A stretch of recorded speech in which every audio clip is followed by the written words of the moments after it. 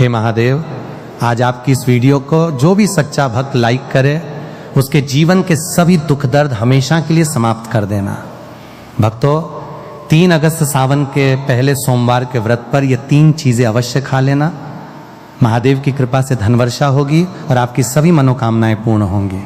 दोस्तों, आज की इस वीडियो में हम जानेंगे कि सावन के पहले सोमवार का व्रत कैसे करना चाहिए, व्रत के दौरान किन चीजों का सेवन नहीं करना चाहिए, और एक ऐसा चमत्कारी उपाय भी जानेंगे जिसे करने से भोले बाबा की कृपा से आपके जीवन की वर्षों पुरानी परेशानियां भी दूर हो सकती हैं। लेकिन उससे पहले इस वीडियो को लाइक करके कमेंट में सच्चे मन से लिख दीजिए हर हर महादेव और नमः शिवाय। दोस्तों, सावन का महीना भगवान शिव के भक्तों के लिए खुशियां, श्रद्धा और भक्ति का विशेष उपहार लेकर आता है। यही वो पावन महीना है जिसे प्रेम, आस्था और भक्ति का महीना भी कहा जाता है।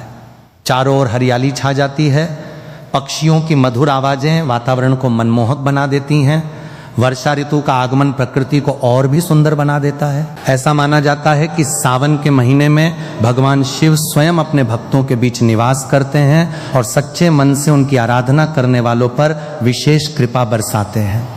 सावन का प्रत्येक दिन अत्यंत शुभ और पवित्र माना जाता है, लेकिन सावन में आने वाले सोमवार का महत्व सबसे अधिक बताया गया है।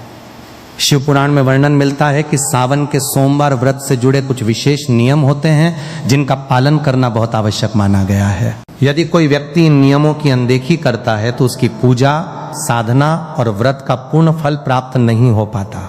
इसलिए सावन के सोमवार का व्रत श्रद्धा, नियम और सच्चे मन से करना चाहिए। सोमवार का दिन भगवान शिव को अत्यंत प्रिय माना जाता है और इस दिन रखा गया व्रत भक्तों को विशेष फल प्रदान करता है। दोस्तों, सावन की शुरुआत 30 जुलाई से हो चुकी है और इसकी समाप्ति 28 अगस्त को होगी। इसी दिन रक्षाबंधन का पावन पर्व भी मनाया जाएगा।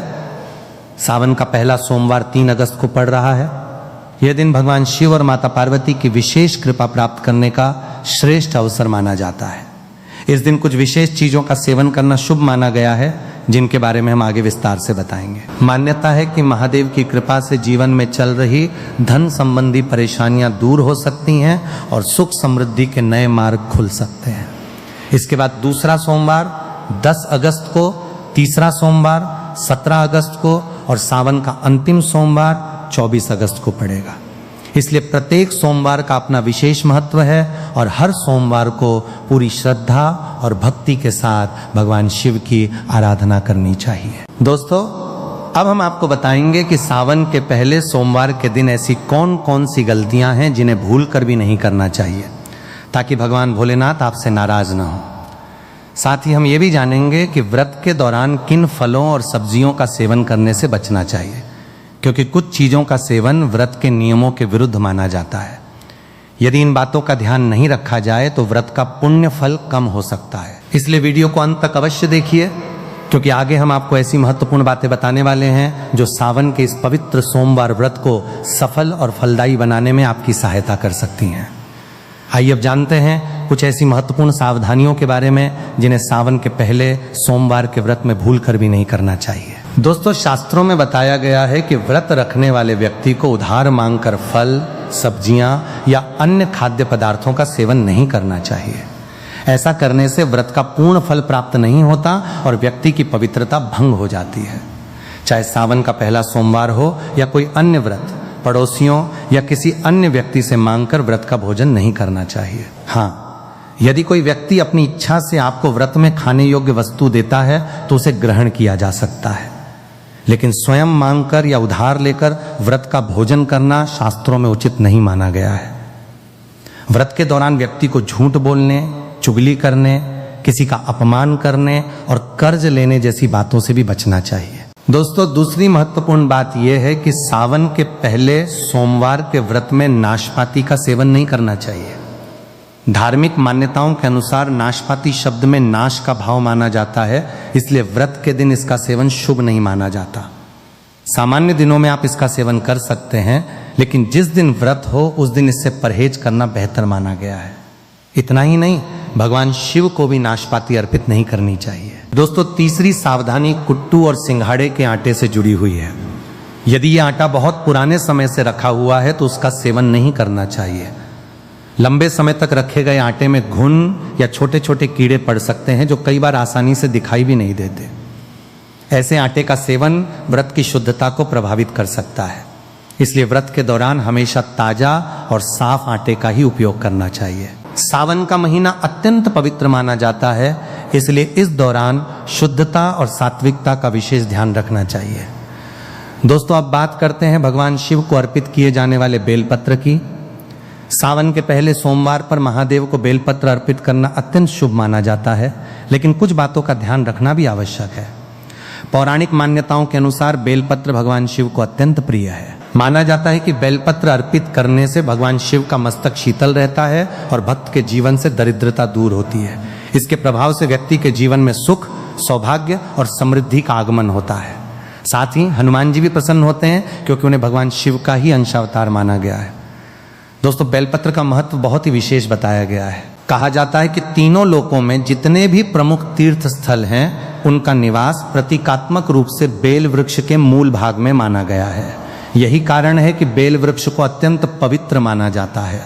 धार्मिक मान्यता है कि यदि किसी घर के मध्य भाग या पूर्व दिशा में बेल का वृक्ष लगा हो तो वहां धन धान्य की कमी नहीं रहती और परिवार में सुख समृद्धि बनी रहती है। इसके अलावा जो व्यक्ति बेल वृक्ष के मूल भाग की श्रद्धा पूर्वक पूजा करता है, पुष्प अर्पित करता है और उसकी सेवा करता है, उसे विशेष पुण्य की प्राप्ति होती है।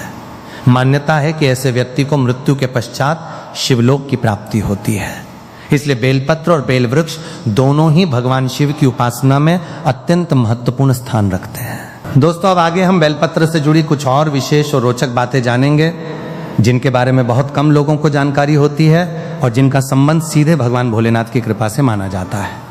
दोस्तों, शास्त्रों में बताया गया है कि चतुर्थी, अष्टमी, नवमी, चतुर्दशी, अमावस्या तिथि, संक्रांति के समय तथा सोमवार के दिन बेलपत्र नहीं तोड़ना चाहिए। इसलिए यदि आपको भगवान शिव की पूजा के लिए बेलपत्र की आवश्यकता हो तो उन्हें एक दिन पहले ही तोड़कर रख लेना चाहिए। एक विशेष बात यह भी है कि बेलपत्र कभी अशुद्ध नहीं माने जाते। यदि किसी कारणवश आपको पूजा के लिए ताजे बेलपत्र उपलब्ध नहीं हो रहे हैं तो पहले से भगवान शिव पर अर्पित किए गए बेलपत्रों को स्वच्छ जल से धोकर पुनः श्रद्धा पूर्वक अर्पित किया जा सकता है। दोस्तों, भगवान शिव को अर्पित किया जाने वाला बेलपत्र हमेशा 3 पत्तियों वाला होना चाहिए। कटा फटा, टूटा हुआ या खंडित बेलपत्र भूलकर भी भगवान शिव को अर्पित नहीं करना चाहिए। धार्मिक मान्यताओं के अनुसार ऐसा करना उचित नहीं माना जाता, इसलिए पूजा में हमेशा साफ, संपूर्ण और अच्छी अवस्था वाले बेलपत्र का ही उपयोग करें। दोस्तों, अब बात करते हैं उन विशेष संकेतों की जिन्हें सावन के पहले सोमवार के दौरान अत्यंत शुभ माना जाता है। मान्यता है कि यदि किसी व्यक्ति को ऐसे कुछ शुभ संकेत दिखाई दें तो ये भगवान शिव की विशेष कृपा का संकेत माना जाता है। आइए जानते हैं इन संकेतों के बारे में। दोस्तों, पहला संकेत है नंदी महाराज का आपके द्वार पर आना। नंदी महाराज भगवान शिव के प्रिय वाहन और उनके द्वारपाल माने जाते हैं। उन्हें ज्ञान, श्रद्धा और समर्पण का प्रतीक भी कहा जाता है। यदि सावन के पवित्र महीने में कोई बैल आपके घर के द्वार पर आकर खड़ा हो जाए या बार बार आपके घर के आसपास दिखाई दे तो कई लोग इसे शुभ संकेत मानते हैं। ऐसी स्थिति में उस जीव के प्रति सम्मान और दया का भाव रखना चाहिए। यदि संभव हो तो उसे हरा चारा या भोजन अवश्य खिलाएं।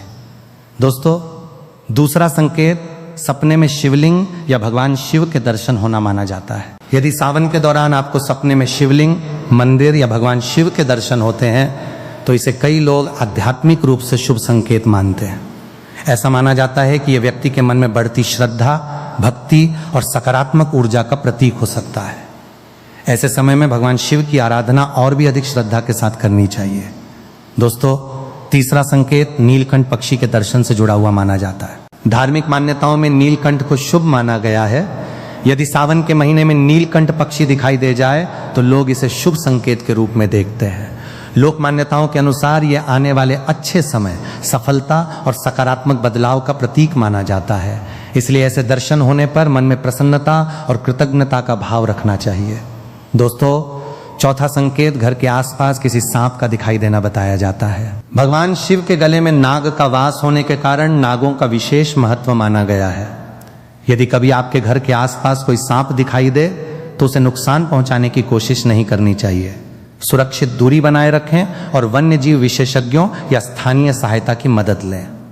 धार्मिक दृष्टि से इसे भगवान शिव से जुड़ी स्मृति के रूप में देखा जाता है और